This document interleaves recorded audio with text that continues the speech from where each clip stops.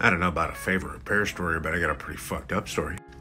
My buddy Adam, he's the bargain guy. He always gets a deal.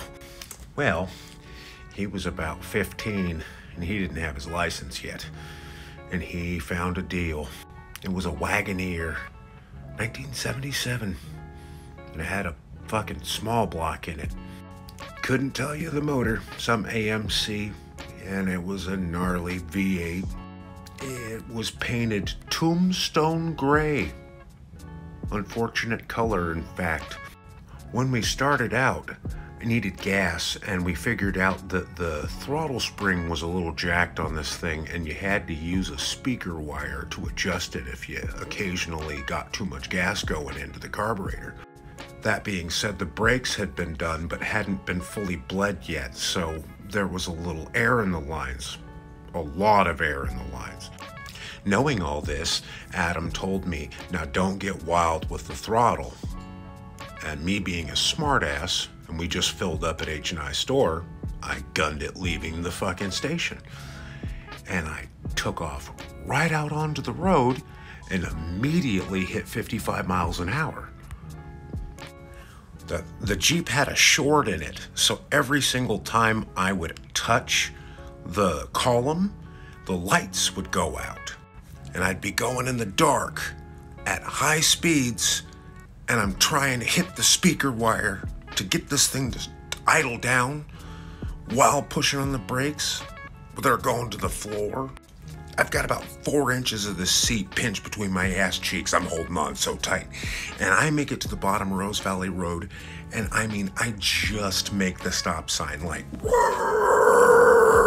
swinging wide, taking up the turn lane and coming out around the fucking bridge, and I look like a psycho. I'm thinking, I need to stop this because there's no fucking way I can continue driving this thing. This is dangerous. There's no fucking brakes. I'm gonna kill somebody. I pull over at Unique RV and make sure I come to a screeching halt after I just kill the fucking goddamn key.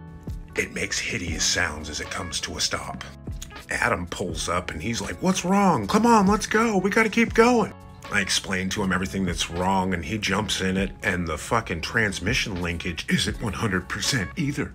He starts it right up, and guess what? It's in reverse. And guess what? It's dumping throttle, so the son of a bitch is wide open and just runs me over in the door jamb of the truck. Jeep. I'm propelled over a Toyota Tercel and land on my back. Adam comes running around screaming, are you okay? As I'm lighting a cigarette on the ground.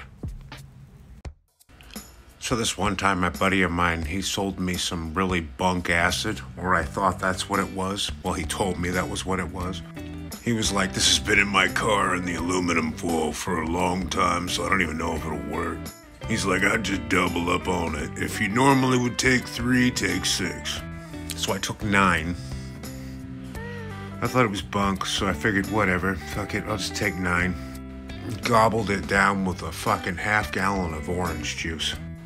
About 45 minutes into it, I knew I was in deep shit. And I ran to the bathroom to go to the bathroom. Instantly got bubble guts, had to go to the bathroom. So I got that out of the way, which was awful. Because you watch your shower curtain breathe the whole time and you're just freaked out by it. And I got this wild hair. It's like 3 in the morning. I got this wild hair to go just like get gummy bears from the store and a big slushie, because that sounded amazing. And I went to my change bin and I grabbed $100 worth of change, which was all ones, and I was like set for AM PM.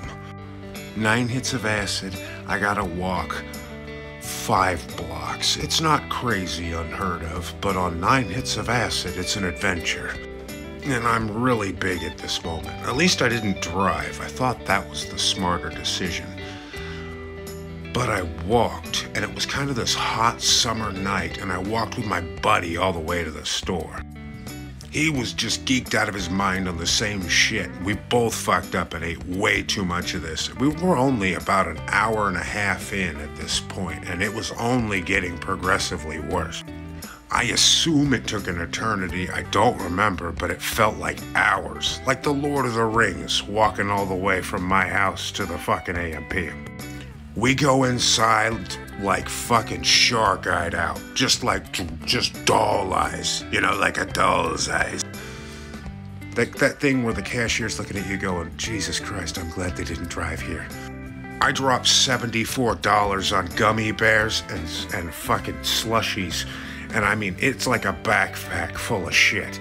It's obvious that we are fucked up because there's nobody that would come into the store and buy this much garbage. I told the guy to keep the change and I handed him all the 100 and I just walked out the door so he knew I was fucked up at that point. At this point, I'm clopping as I'm walking just flat foot, just like, I don't know how to do this anymore. Just losing motor skill. And I keep like tripping and then like running out of it and stuff. And I'm thinking to myself, oh my God, I need to get to my couch to eat all this goddamn gummy bears. That was crazy. I watched Bob's Burgers until like fucking 7 in the morning. To put this into perspective, it's about 3:30 in the morning. And my friends and I have been drinking Angry Orchard and Fireball for about 4 hours before this all started. And I was smoking bowls, so I was cross-faded like a motherfucker. That's when he decided to show up. I saw headlights, and then I kind of heard a weird sound out front, and I just had to go look. I open the door, and I look outside, and there's a van with one tire up on the curb, facing the wrong way, parking on my road. So all of a sudden, dude gets out of the van, starts stumbling towards me. He's got shit in his arms. He's got a gallon of milk and like 2 things of Oreos, double stuffs. And he has this look on his face like Chris Farley walking up to a fucking conga line of cocaine. Just gone.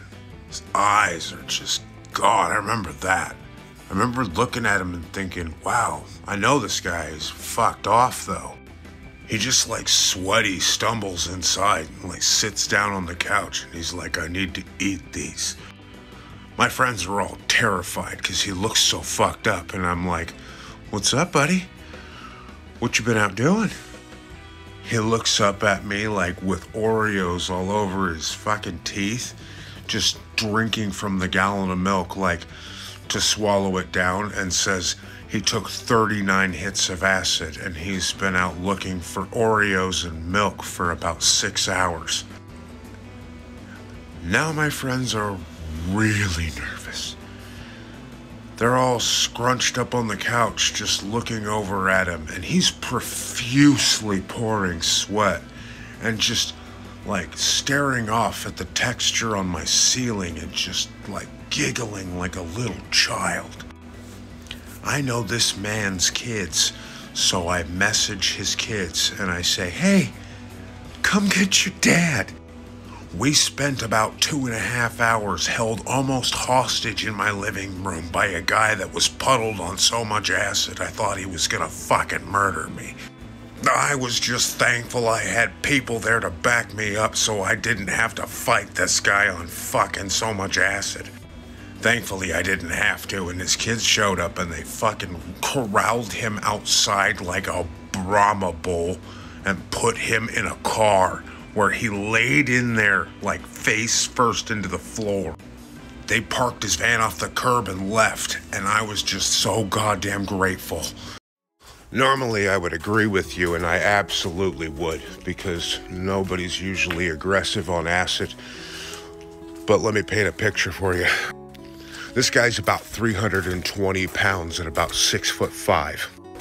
He's going through a lot of mental distress in his life at this moment, just lost his father and mother, and he is on a psychedelic road trip trying to find himself. Weekends prior, he had been over at my house buying half pounds of mushrooms. He was almost 60. His kids were terrified. They didn't know what to do, so they were just kind of sitting back and letting Dad go crazy. Like, I introduced this guy to my psychedelic guy, and my psychedelic guy was like, I'm not fucking handling this dude anymore, dude. He's gonna kill himself. Like, I sold him a half pound of fucking mushrooms, and he's out there just going ape shit. And I can't get him under control, Dan. You gotta fucking talk to this guy. I can't handle him. My buddy runs out of mushrooms and the guy wants acid. So he's like, well, I've got a bunch of acid, but this is all I got on me right now. And the guy just fucking grabs it from him in the parking lot and eats it all, not understanding that acid and mushrooms are different. And this guy was eating crazy mushrooms. Like, he would sit there and just start eating a quarter of mushrooms in front of me and then go get in his car and take off for a drive. He had this like extreme anger, and he would just all of a sudden fly off the handle if we couldn't supply him with the stuff. So when he got to my house that night and parked his car up on the curb, I wasn't 100% sure what his intentions were or if he had a gun on him. Now again, I don't know anyone on acid that's ever been aggressive. Not really. Not without being just out of their mind and not sure what they were doing. This guy's sitting in my living room just sweating bullets. My friends are all drunk and high and just trying to relax for the evening. This dude's just acting like a little child, giggling like he's okay. Everything's fine. I'm fine. So it was a little disconcerting to see him in that condition. When I called his kids, he literally crawled into the passenger seat of the car head first and put his feet up the seat. This guy's 6'5". It was impressive. I didn't think he could even do it. He got into the car, his kid just kind of goes, "Thanks for calling us. He'll be all right. This is pretty common. At least he didn't bite his tongue off this time." So do you see, there's things like that that make me real concerned about you when you come into my house that fucked up. I'm just painting a picture for you. It's been a long time since I fucked with all this stuff. Me too, Nick. Me too. I remember that night. There you were in your amazing tie-dye shirt. And there's Mike right next to you, with this horrified expression on his face like, please get me out of here. Because the other guy right on the other side of Mike is just about fucking dying on 39 hits of acid. Just sipping on milk and Oreos, just having a good old time laughing at the texture on my ceiling. These two guys are just sitting there on the couch scrunched over because he came in and sat down there and they didn't have any option. And they didn't know what to do except for sit there like this. That's what I meant by being held hostage when I talked about that in that story. We all were fucking horrified and had no fucking idea what to say or do the entire time that guy was there until his kids came to get it. No. You never forget something like that. You can't forget someone like that. I spent years struggling to make friends after that. Losing that one friend, just, man, it puts a shell over your heart. When you lose your best friend in high school, the one person that you confided in and did everything with, you're alone. Like, after that funeral, there was nobody there to be like, "You okay, buddy?" My dad was. My dad was there. He sat out by that fire pit when I was a kid all the time, and he would talk to me and talk me through it. I was drinking like a madman when he died. Lost 2 friends that year. My friend died in a motorcycle accident a few months too after that. I was drinking whiskey out here in the valley. And him and another friend of mine, they were riding on the lines. We used to ride lines at night. You'd get on your dirt bike, no headlight. You'd use the road line to ride because you could see it at night. And he hit our other friend head on, riding at each other on a 5th of Jack Daniels. One friend had a helmet on and the other didn't. We lost him too that year. His name was Jamin Hunter. He was awesome too. Our whole class experienced a tragedy that year. It was overwhelming, but like I said, I lost my only friend. I had other friends that were more like acquaintances, We were friends, but like, there's just something about that one friend that's just always there to talk to, that doesn't judge you, that's humble, doesn't lie. It's just that reliable friend. And that's what Joel was for me. Losing him, I lost a huge chunk of my heart. I would sit up where he used to fucking rappel, where he passed, and I would drink. I would drink fucking gallons and gallons of liquor and beer up there, just wishing I could join him. I've made a lot of friends since. Very close friends. Friends that, you know, you throw the shovel in the car for to help out if you need to. But I'll never ever make a friend like I had in Joel Douglas Anderson. Yeah, puddling is a thing, and a lot of my friends have done it, and it's a terrible thing to do to yourself. I got multiple stories of this, but I only got 3 minutes, so I'll go into one. My buddy just turned 30 at the time. He decided he was going to go ahead and have an acid party at his friend's house. We all love him, so we all show up and we're all ready to do acid. So he just fucking lines up like 100 fucking sugar cubes on a plate and sits there and drops out every single one of them. Now, acid will run right through the sugar cube and kind of hit the plate. So you want to grab your sugar cube and eat it as quick as you can. So we would eat like, 5 sugar cubes. It's a typical, whatever. You want to get fucked up. You're not trying to get too fucked up, but we were bigger and we'd done a lot, so we were just like, whatever, we'll start off with 5. This carried on. Everybody grabs a sugar cube, everybody's getting fucked up, and we're all having a good time, and the plate is left behind with a shit ton of residual all over it. And I mean a shit ton. I can look at the plate and see liquid on the plate. My buddy just turned 30. Somebody handed him the plate and he licked it clean. Like I said, probably 100 hits went off this plate. Sure, not all of it went, straight through, and this guy didn't lick 100 hits of acid, but I'm gonna guess he got a pretty good substantial amount. Because he died, he thought. He tells us at the party he has passed away and proceeds to live his entire life out in his brain. Next day, he's telling me that he lived an entire lifetime last night and that he is changed forever. And he's really somber, like he's just been to a fucking funeral, because he feels he has. This is a real downer for me, but I'm listening because I love my friend and I want him to get through whatever he's getting through, and I know acid will bring some shit out of some people. He proceeds to spend the next month destroying all of his friendships and cheating on his girlfriend. He goes somewhat midlife crisis status and starts doing really reckless things. This proceeds to last for months, until I feel the acid fully left his system. I know it had already left his system, but it's the damage that it had done behind. It's weird to have your friend explain their entire life story and funeral to you after an acid trip. We've been hunting a lot of these farmlands down in this Bumpkin Hollow area, like I've mentioned prior, and we met this guy, and this guy was just a fucking gnarly dude.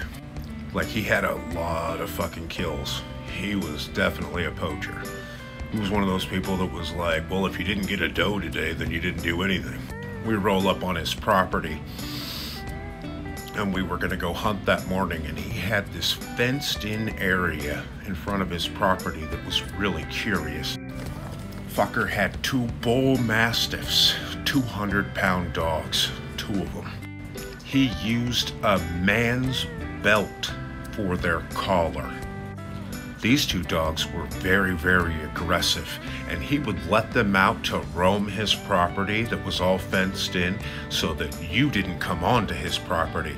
He would make sure of this by letting out these 2 fucking dogs, which he called Damien and Satan. We went out hunting that day, and we bagged 2 does. My dad and I both tagged out. It was just an awesome morning. We went out onto this just fucking sweet clear cut. The guy said, sit right here, deer are gonna come. We sat right there, here come fucking deer. 2 does, big fat does. My dad and I are both sitting there, we were like, right on. And I'm just hunting for meat. I don't give a fuck about the horns, man. Fucking meat comes walking out into this opening, and they're standing there all pretty and presented. Dad goes, I'm gonna take the one on the left, you take the one on the right. Bang, bang, we drop both these animals. Perfect, easy. Grab both of them by the legs, drag them out back up to the road, super simple. Guy's telling us, go ahead and just throw them in the bed of the truck and we'll gut them at the house. Sweet, throw them in the bed of the truck. Dad and I don't care, we like this, because if we go to the house, there's water. And using water is so much beneficial when you're gutting an animal. Get to the guy's house, we're sitting there visiting, and I'm fucking gutting up my deer, and he's got the wheelbarrow right there, and I'm fucking pulling all the guts out and throwing them into the wheelbarrow, and my dad's doing the same. We're just right next to each other, just elbow to elbow, working on our animals, getting shit done. We're just sitting there visiting. Fucking, we finish up. We're washing our hands off and stuff, and this guy grabs the wheelbarrows full of guts and he starts wheeling them over to the fenced area where the 2 dogs are. Dad and I are both looking at each other like, he's not gonna do this, is he? Yeah, he is. Takes the guts and he just opens the gate. These dogs are gleefully running over. Throws the guts right in there with the 2 dogs, and they proceed to eat all of it. Those dogs even ate the contents of the stomach gleefully. It was horrifying. Well, first of all, I shouldn't be here today. And I feel like 90% of that is trusting people when you shouldn't. Trusting someone else with your life is no way to be. Riding in your buddy's experimental project rigs? Oh yeah, I've got about 50 of those stories, maybe more. She just needs ball joint replacements as the fucking tires are doing this shit in a truck that has 18 inches of lift with 39 5s going downhill, and it's cambering out, wanting to lean forward so much that it wants to endo the entire truck downhill. We're working on the brakes is a common occurrence in my life. I've been ran over by cars, I've been shot at. I'll say, though, one of my really close death experiences was a time that I walked in on the top of some power lines and accidentally trespassed on the wrong one's property. Started off me being 500 plus pounds and just out of breath walking down a trail that looked really nice. I'd been pushing elk all morning with friends of ours and my dad, and I got fucking lost. I found myself, though, and I almost found Jesus. I get to the end of this trail, I find this big cropping of trees, and there's a fucking shop right there. And I'm thinking, cool. Fucking civilization. And I've got my rifle on my shoulder. I'm not even thinking of hunting anymore when I heard a 44 Magnum cock. And I look over right next to me on the other side of the wall where the shop I just walked past, and there's the owner of the property with the pistol aimed squarely at my face. And he explained to me that I was on his property and that I needed to turn around and walk back the way I just came in. He needed to forgive me while I cleaned my shorts, but I fucking sat there for a minute and just panicked. The guy never took the pistol off my face the entire time. The entire time. I'm about 15 years old, and I've got a 44 Blackhawk just aimed at my face, and he's sitting there just telling me, go back the way you came. Like repeating it slowly, like he's gonna bury me behind the barn if I don't. And like I'm trying to like tell him, I'm humming and hawing, like, I'm sorry, I'm really out of wind, I don't know what to do, where do I go? He calms down a little bit, lowers the gun, still keeps it cocked though, and then explains how I need to walk to get the fuck off of his property. To this day, I couldn't walk you back to this guy's property, and I have no idea who that was. I am just thankful he did not shoot me in the fucking face during elk season on his property. I went to school with this kid that was a real dumb shit. Like, this isn't the sharpest tool in the tool shed. He's pretty fucking slow. So, battleground unit around here, you can hunt with shotguns. And he was hunting with a shotgun with buckshot. Most people, when they get buck fever, they'll do something a little crazy. But this guy did something a little crazier than I was expecting. Like, I don't know what fucking Rambo movies this dude watched or whatever growing up, but he was a fucking moron. He took the choke out of his shotgun so that he could load this bitch up with 5 shells. Buckshot. Okay. I'm using slugs because I just want to put the thing on the ground. I'm just trying to take the heart out, put it on the ground. Trying to save meat. I want to eat the damn thing. He walks into some apple orchards and he's hanging out in this fucking spot and he's waiting for a buck and nothing's coming in, and here comes this doe. It's his first deer, so he's sitting there lined up on this fucking doe and he starts pumping shots. Like he shot it in the boiler room with the buckshot and probably killed it right then. And then just started racking rounds and shooting. He hit it with every shot. He hit it so many fucking times. I don't know how much meat he actually got off the animal. Like, it's buckshot, sure, but they're big fucking shots, dude. And that's just scooping meat out of this motherfucker like a goddamn shovel. Like, hanging on the rack, it looked like a kitty had just taken scissors to this thing and just chopped it up. Like its rib cage, you could look through one side and look through the other. It was no blood in the animal. He just completely colandered the thing. Like, he tagged it. It was all legal, but I was just watching it and I was thinking to myself, what in the fuck are you doing? It was just buck fever. He just wanted it on the ground right then, and he didn't understand that, like, he could take one shot and it would run off for a little bit and then he could follow the blood and then police up what was left. Like, he was just like, it needs to die now! Bang, bang, bang, bang, bang, bang. And I'm just sitting there like, calm down, Turbo. Like, he gut shot the shit out of it. Like, you know when people say, oh, I gut shot my deer. That's a bad fucking day for somebody.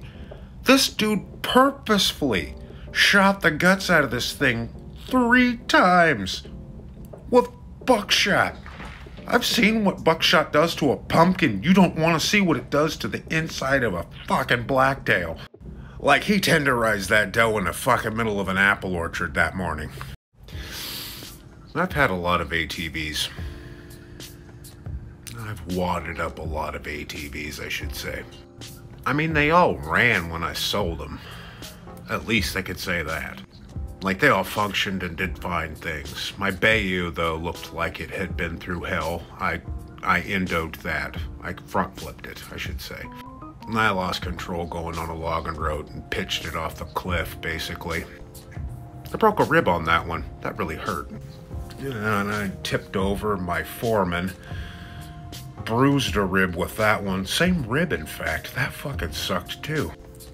It hurt worse, the bruise, than the break. I sold the foreman because I needed to fund a wedding, and I needed a ring, and it was more important to do that than to keep the four-wheeler. I had beat the shit out of that four-wheeler. My dad died. I kind of went a little, and I took that four-wheeler and I fucking sent it. Like, everywhere I went on that four-wheeler, it was 5th gear pinned. I rode that four-wheeler all the way to the end of my main road out here in the valley at like 4 a.m. on a 5th of whiskey right after my dad died. I wasn't giving a shit back then, and that bike, I pushed it past its limits, and I mean, it was beat. If you ran it for an hour, it would start to die. It was like it wouldn't stay cool, and it would just shut off. So I beat on it pretty goddamn bad. Like the front end, the front brush guard was pushed in all the way to the plastic on one side where I hit a tree. I'll get another one day. They're just too expensive right now. I can't afford one. I really need one though for my property. turns out my knees are terrible, and walking behind my house, it is absolutely just agonizing.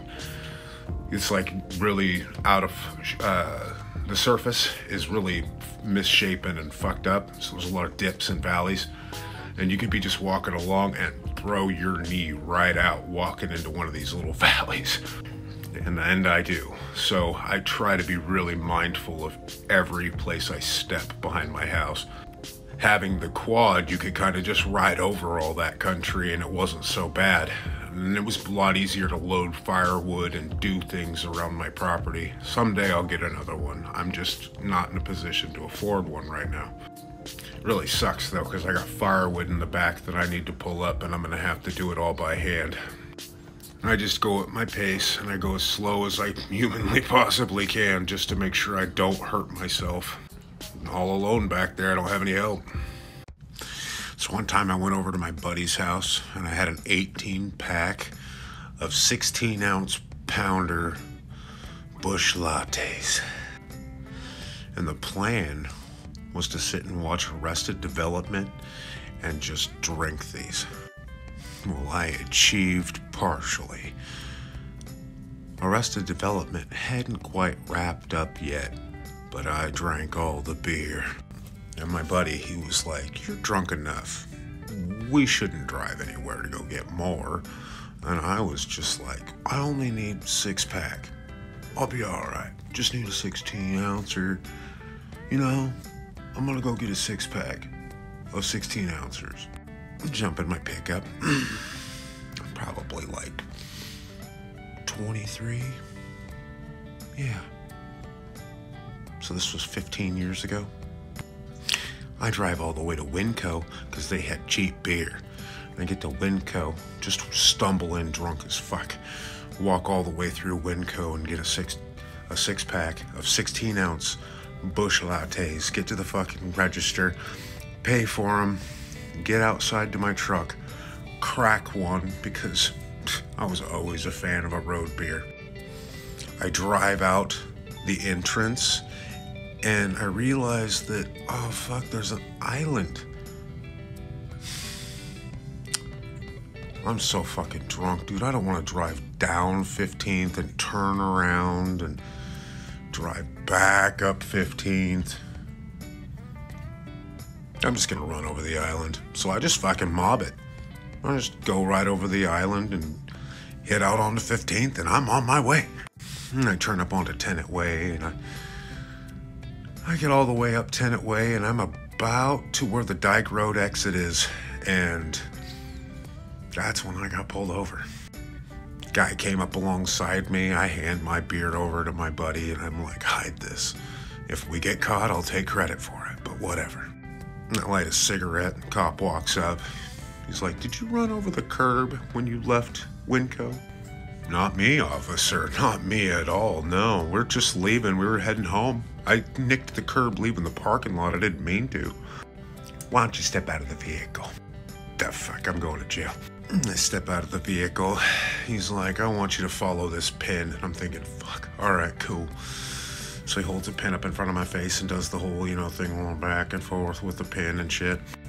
2 more cop cars pull up. I'm thinking I'm definitely going to jail. My buddy's eyes are like saucers. Guy looks back at the other officers and goes, "He's fine." I left, drove over the bridge, grabbed my beer. My buddy's fucking shitting it. I got necrotizing fasciitis in my lower abdomen once. That little fat pouch right above your willy. Yeah, it was pretty god-awful. It was about 600 pounds when it happened. Started out with a little minor infection. Going to the doctor with 103 fever. Felt like I'd been kicked in the balls. Doctor's like, "Well, we'll put you on some pain meds and some antibiotics, and we'll run a couple of tests." 3 days later, my hospital's like, "Holy fucking shit, we don't know what to do with you. We're sending you to Seattle." Things you don't want to hear. They're like, "Here's a fentanyl sucker. We're going to load you in an ambulance because that's what your insurance will afford you."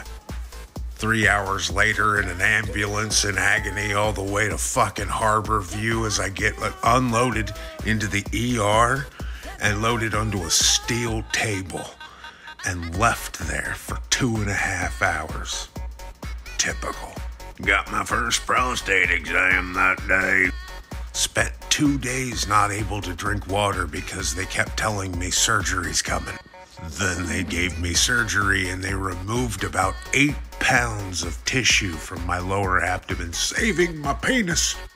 You just thank those miracles, those small little blessings. You want those to be the good one. Anyways, it was one of those wounds where they told me, guess what? It has to heal from the inside out, so no stitches. We're just gonna pack it. Here's a fentanyl sucker, and here's more fentanyl in your IV, and you want some Dilaudid too? Percocet, morphine, what you need? Here, let's turn on the TV. You want some Gas Monkey Garage? You want to watch every fucking episode of that? That's really fucking good. Richard Rollins is a fucking dickhead. I wake up one night, it's 3 in the morning, and the nurse has decided to start removing my gauze. Prior to this, I'll say I'm in the middle of a dream. A snowy patch field. We're all four-wheeling. And there's this building in front of me. And all of a sudden, I see headlights as I just get drilled by a car. I wake up, and the nurse has decided to take my gauze out while I was sleeping. And they went, yoink! That was the most pain that I've ever experienced in my entire life. I levitated. I levitated out of the bed like the Exorcist, sat face to face with this nurse, and was ready to fight him. The guy had to have been just shitting his pants, because I was fucking seething angry out of a dead sleep. Yeah, it was pretty epic. It's pretty gnarly. A lot of pain.